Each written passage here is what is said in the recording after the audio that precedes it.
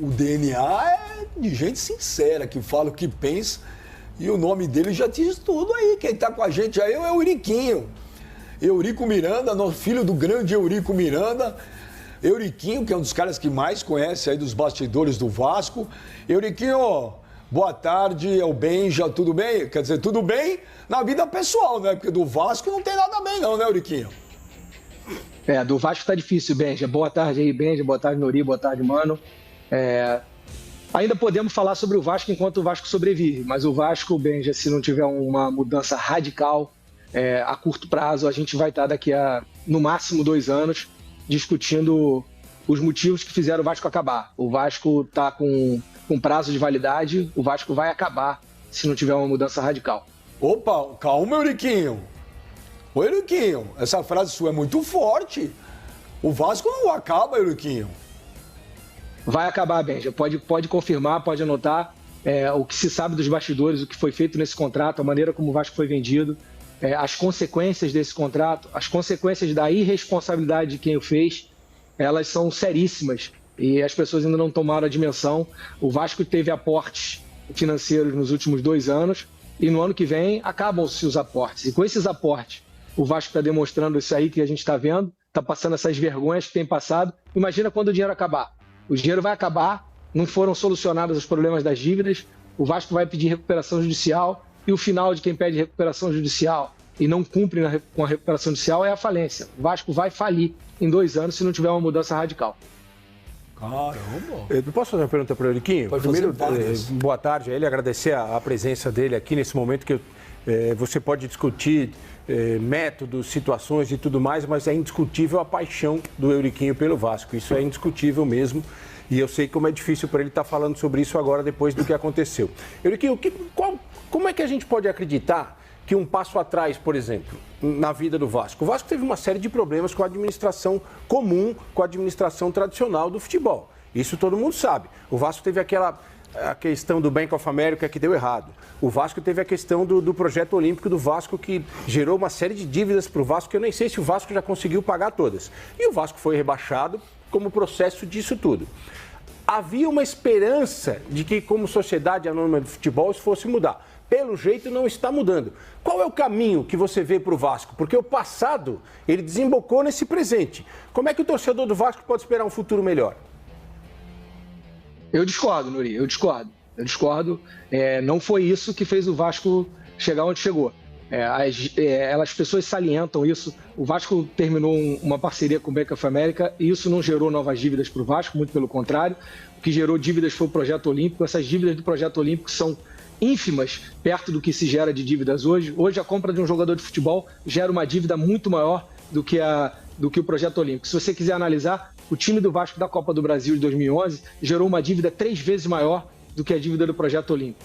Então, não foi por isso que o Vasco... Isso foi o discurso que foi criado para dizer que você não tinha uma solução. E aí, com isso, facilitou a irresponsáveis, para não dizer bandidos, a venderem o Vasco de uma maneira assodada e irresponsável. O Vasco foi vendido sem que ninguém lesse o contrato que foi vendido. Ninguém sabe os termos da venda do Vasco. Isso é um dos maiores absurdos do que aconteceu no futebol brasileiro. Acho que esse processo de venda do Vasco foi o maior assalto da história do futebol brasileiro. Caramba, Euriquinho, você está usando palavras fortes. Euriquinho, você teve acesso ao contrato da 777? Você viu? Porque você é conselheiro vitalício, né? Sim, Benja, eu sou conselheiro, assim como outras 150 pessoas vitalícias, e tem mais 150 conselheiros eleitos. Ninguém teve acesso ao contrato, Benja. Ninguém teve acesso ao contrato. 5 pessoas têm acesso ao contrato na nova gestão do Pedrinho, e para ter acesso a esse contrato, você tem que assinar um documento em que você não pode falar sobre aquilo que você leu. Ou seja, não adianta de nada. Se você lê alguma coisa e você não pode comentar publicamente aquilo que você leu, não adianta de nada. Esse contrato foi feito para amordaçar as pessoas. O Vasco foi vendido com 15 pessoas lendo um contrato em parte. Algumas liam da página 1 a 10, outros da 10 a 20, só que não podiam se falar entre si, porque você não podia comunicar o que você leu para o outro. Então, quer dizer, é uma brincadeira, né? É uma brincadeira. E por conta desse discurso de que se não tinha outra solução, de que o Vasco estava falido, de que o Vasco não tinha outro caminho, que o Vasco estava na Série B, que é isso. Aí as pessoas aceitavam a qualquer coisa. E aquilo que o Mano falou, eu tô morrendo e esse é o último remédio. Mas isso não é verdade. O Vasco não estava morrendo, tanto é que as mesmas dívidas que tinha continuam tendo. Depois que vendeu, ninguém pagou ninguém. Você conhece alguém que recebeu alguma coisa que o Vasco devia? Eu não conheço. Ninguém recebeu nada, não se pagou dívidas. Os clubes que foram vendidos dessa maneira estão pedindo recuperação judicial para não pagar as dívidas. Ou seja, o processo, isso é uma outra crítica que eu tenho, foi feita uma lei de SAF que foi feita para dar volta nas pessoas. A lei não foi feita para consertar os clubes, foi feita para dar volta nos credores. Se você quisesse fazer direito, você tinha que fazer uma SAF como foi feita lá no Bahia, que o cara entra e paga quem ele deve e depois ele investe. O primeiro passo devia ser obrigatoriamente você pagar quem você deve. Porque, na verdade, o que vai acontecer, Benji, essa empresa entrou no Vasco, vai administrar o Vasco por alguns anos, ou 1, 2, 3, 4 anos, vai sair do Vasco, o Vasco vai ter mais dívidas que tinha e vai estar numa solução. Aí sim, vai estar naquela posição que o Mano falou de estar quase morrendo. Fala, Euriquinho, tudo bem? Boa tarde para você, prazer falar contigo novamente. Euriquinho, com relação aí ao método que o Vasco adotou naquele momento em que o Vasco se encontrava financeiramente, assim como o Botafogo, assim como o Cruzeiro, enfim, era uma situação caótica financeiramente falando. Você deu seus motivos aí, inclusive falou a respeito do contrato também, o que é muito grave, porque eu acho que todo conselheiro deveria ler esse contrato, já que você está falando de conselheiros vitalícios, pessoas que estão ligadas ao clube eternamente. Então, eu acho que nesse ponto aí, todo conselheiro deveria ter acesso ao contrato. Mas existem cláusulas de confidencialidade. Se o conselho do clube não tiver acesso a ele, quem vai ter? Então é complicado. Mas eu tenho uma pergunta, Euriquinho, com relação ao Pedrinho. O Pedrinho, enquanto comentarista, quando ele estava ainda na Rede Globo, na Sport TV, ele me pareceu sempre um cara muito lúcido aí nas explanações dele, nas convicções dele. Qual que é a sua análise com relação ao Pedrinho, presidente do Vasco, agora falando da parte administrativa? Mano, boa tarde. É difícil a gente falar das pessoas, né? Eu conheço o Pedrinho desde jovem, eu acompanhei ele como jogador no início da carreira dele. Acho que ele é um cara sério, acho que ele é um cara que está com bons propósitos, mas ele tem uma dificuldade muito grande. Ele foi um cara que no processo de venda do Vasco defendeu essa venda, enganado por alguém contou alguma história para ele e ele acreditou nessa história. E hoje, quando ele sentou na cadeira, ele viu que não foi bem assim, que aquilo que foi feito não foi feito da maneira com que passaram. Então, acho que para ele ter uma boa gestão, o primeiro passo que ele tem que fazer é reconhecer que foi enganado e reconhecer que passou algo para o grande público e para o torcedor que não era verdadeiro.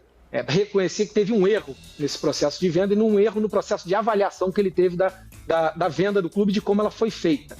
E aí, para isso, ele tem um passo à frente. Porque hoje ele realmente está engessado, mano. Ele teve acesso ao contrato. Para você ter uma noção, o presidente do Vasco teve acesso ao contrato, que ele é sócio dessa empresa em 30% das ações. Ele leu esse contrato, mas ele tem que assinar um documento que, se ele falar qualquer coisa desse contrato, ele tem uma multa de 5 milhões de reais. Ele foi notificado pela essa empresa para não falar mais nada do Vasco, senão ele tem uma multa de 5 milhões de reais. Ele não pode falar do time, ele não pode falar do CT, ele não pode falar de nenhum tipo de processo que aconteça dentro do futebol do Vasco, que ele recebe uma multa. O contrato foi feito para amordaçar as pessoas.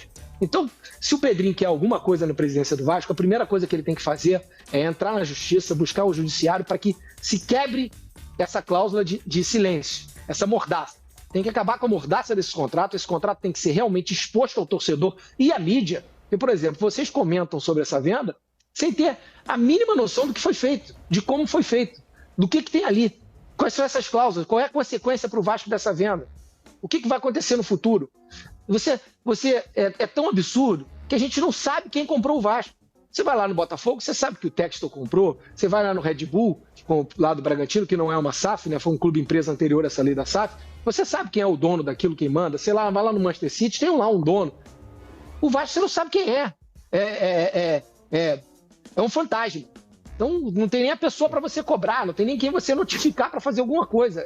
Assim, é um absurdo total. E as pessoas acreditaram que essa seria a solução para o clube e estão aí vendo que, na verdade, o que eles fizeram foi realmente caminhar a passos largos para a extinção dessa instituição. São declarações fortes do Euriquinho, que conhece muito o dia a dia do Vasco. Você é um conselheiro vitalício do Vasco. Você não tem acesso nenhum ao contrato de compra do Vasco pela SAF? Por que eu te pergunto isso? Eu estaria falando algo errado se eu dissesse aqui que A SAF comprou só o futebol do Vasco e deixou o clube associativo de lado. Se isso for verdade, qual é a função hoje de um conselheiro do Vasco em relação ao que acontece no futebol? Bom, Nuri, primeiro, ninguém teve acesso a nada, nenhuma página. A gente não teve direito a ler uma página do contrato. 5 pessoas da outra gestão que venderam o Vasco tiveram acesso à totalidade do contrato. E 15 pessoas desse conselho tiveram acesso a partes desse contrato sem poder se comunicar e falar uma com a outra sobre o que leu nesse contrato. E aí vendeu-se para a grande mídia e para as pessoas que aquilo ali era bom sem nem ter lido aquilo. Então, eu fui um dos que questionei no conselho, inclusive o Conselho de Benemérito do Vasco entrou na justiça para tentar ter acesso a esse contrato e não conseguiu. Tem coisas muito estranhas, Nuri, a gente não pode falar demais, mas tem coisas muito estranhas. O presidente do clube, quando vendeu o contrato, tinha uma dívida com o Vasco tinha uma dívida com ele quando ele fez esse contrato. E uma das primeiras pessoas a receber, quando teve o primeiro aporte dessa empresa, de 70 milhões de reais, quando ela botou um adiantamento para o Vasco dessa venda, uma das primeiras pessoas a receber foi ele. O presidente do Conselho de Beneméritos tinha dívida, o Vasco tinha dívida com ele, recebeu, não recebeu. Essas coisas são muito sérias. Como é que você é presidente de uma instituição, você vende a instituição e o primeiro a receber quando entra o dinheiro é você? Isso é no mínimo suspeito. Essas coisas têm que vir a público. Essas coisas a gente sabe nos bastidores. A gente tem alguma ideia, porque naquele mimimi de bastidores, né? Porque as pessoas estão tensas, as pessoas não podem falar sobre esse contrato. Eu acho que a grande mídia, principalmente, tinha que cobrar isso, tinha que cobrar ter acesso a esse contrato. O Vasco é o único clube do Brasil que foi vendido às escuras. Você não pode vender uma instituição como o Vasco, um clube como o Vasco, às escuras, sem que ninguém saiba. E é impressionante como o torcedor conseguiu acreditar nisso e aceitar isso. Mas aos poucos as pessoas vão vendo o que foi feito e vocês podem ter certeza. Eu não estou responsabilizando a empresa fez o papel dela. Ela quer comprar mais barato e da maneira mais fácil possível. Ela está no papel dela. Os responsáveis por isso tudo são os dirigentes do Vasco que aceitaram vender dessa maneira. E qual foi o interesse em fazer isso tão rápido e dessa forma? Aí, Benja, uma das coisas que leva a gente a suspeita é receber o próprio dinheiro. Porque o presidente Salgado vendeu, o Vasco tinha uma dívida com ele, no primeiro aporte que essa empresa fez no Vasco, o primeiro dinheiro que saiu foi para ele. E aí? Não leva alguma suspeita? Não leva alguma interpretação? A gente tem que levantar isso. O grande papel da nova diretoria na função do Pedrinho é apontar o dedo para essas pessoas, para quem foi responsável por aceitar vender o Vasco às escuras. Vender o Vasco sem ler o que estava sendo, assinar algo sem saber o que estava assinando. Isso é um crime. E hoje ainda tem lá no Conselho do Vasco, 1/3 desse conselho são de pessoas que, na outra gestão, aprovaram esse contrato. Então, essas pessoas, no mínimo que tem que fazer é reconhecer que foram enganadas e reconhecer que transmitiram algo errado para a grande massa torcedora. Ô, Euriquinho, quer dizer, hoje o Pedrinho no Vasco é uma rainha da Inglaterra? Ele não manda em nada, ele não tem acesso a nada. Qual que é a função do presidente do Vasco hoje? Nenhuma. Hoje em dia, a função do presidente do Vasco é brigar para que isso seja apresentado como foi feito esse contrato. Porque ele tem 30% dessas ações, ele tem que brigar. Ele vai ter que brigar muito. Mas ele, realmente, do jeito que o contrato foi feito, amordaçaram ele, impedindo dele fazer algo. Pra você ter uma noção, Benja, hoje o clube associativo do Vasco não pode ter nada. Não pode fazer um basquete, não pode fazer um futsal, não pode fazer uma natação. Até pode fazer. Mas os ganhos em qualquer coisa que você faça nesse aí, você fez um basquete, vai vender a camisa do basquete, o dinheiro entra para SAF. Então como é que tu vai fazer alguma coisa? Se tudo que você faz, a renda vai para a SAF, então você não tem como desenvolver nada. O clube associativo hoje só tem conta para pagar, não tem como receber nada. As receitas ficaram todas direcionadas à SAF. O contrato do Vasco, Benja, do pouco que se sabe, é um dos maiores absurdos da história do Brasil. Mas esse contrato vai acabar vindo à tona.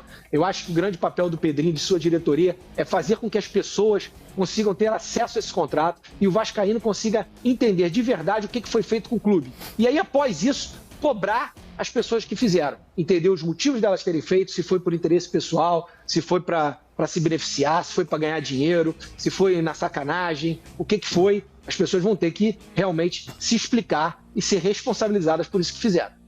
Mas, ô Euriquinho, você estava falando até a respeito aí do ex-presidente do Vasco, que acabou forçando essa barra para assinar esse contrato com essa SAF. Mas o grande problema também, porque a gente está discutindo agora o leite derramado, mas eu acho que a gente deveria discutir também o pré-derrame. Porque o negócio é o seguinte, Benja, vamos lá.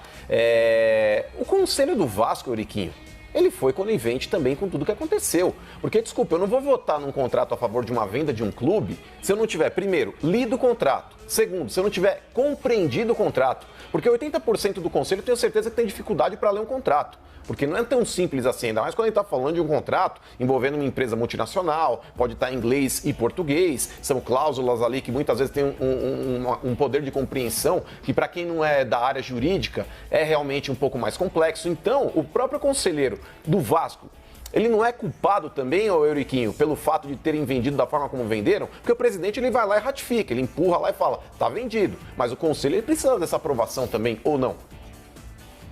Sim, claro, óbvio. Todos os conselheiros são responsáveis por essa tragédia que foi feita. Eles aceitaram vender o Vasco sem ler. De alguma maneira, Mano, pra você entender, os conselheiros vitalícios do Vasco, eles já recomendaram que o Vasco não fosse vendido sem ler o contrato. Eles se negaram a vender. Mas os conselheiros eleitos, que são os que faziam parte da chapa do Salgado, eles aprovaram quase por unanimidade essa venda.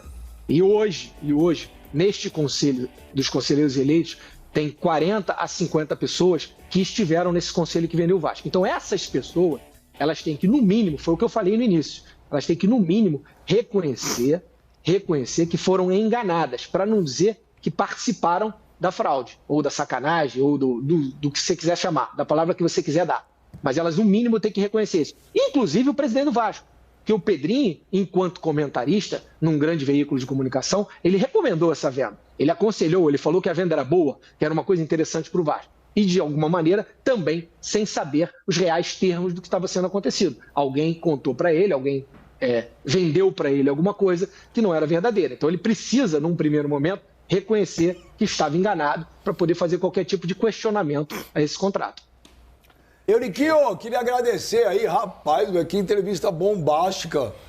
Vai dar pano pra manga isso aí, Euriquinho, mas olha, um grande Entrevista boa é assim, né? Entrevista boa também tem que ser assim, né? Sinceridade, tem que falar o que pensa. Fala o que pensa, fala real, não vasilinou em nada. Muito obrigado, Euriquinho, e boa sorte aí pro teu Vasco aí, que eu sei que não vai ser fácil, viu? Valeu, Benja, obrigado, é um prazer estar com vocês. Espero não ter que voltar aqui para debater o fim do Vasco.